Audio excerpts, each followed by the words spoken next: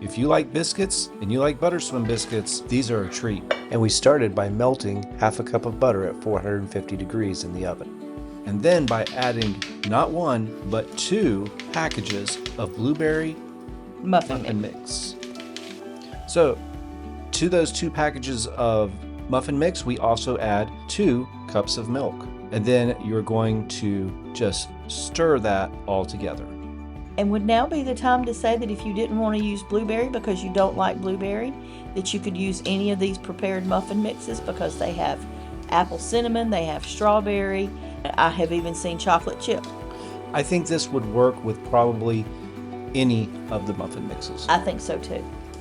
And you're going to want to make sure that you don't leave any lumps. So make sure that you stir it up well, but don't over mix it either. And by this time, your butter, which has been in the oven, should be melted. And this is a point to take some care. Don't just try to dump everything in there because you don't want hot butter splashed all over you.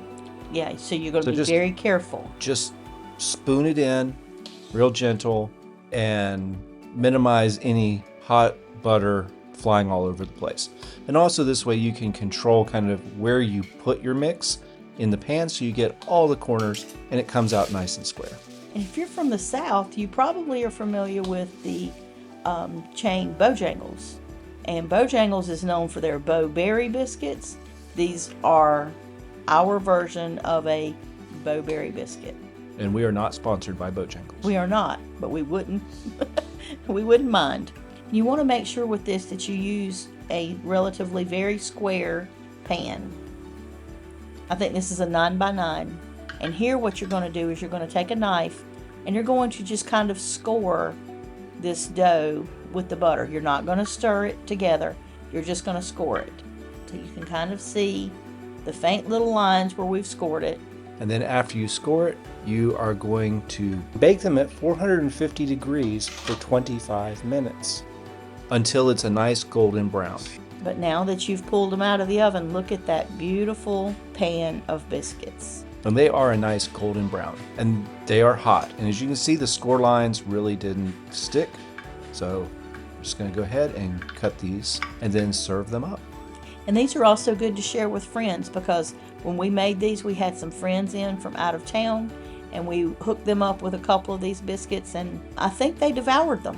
They did. They even ate the ones that we brought for ourselves. Now we're going to show these to you 3 ways.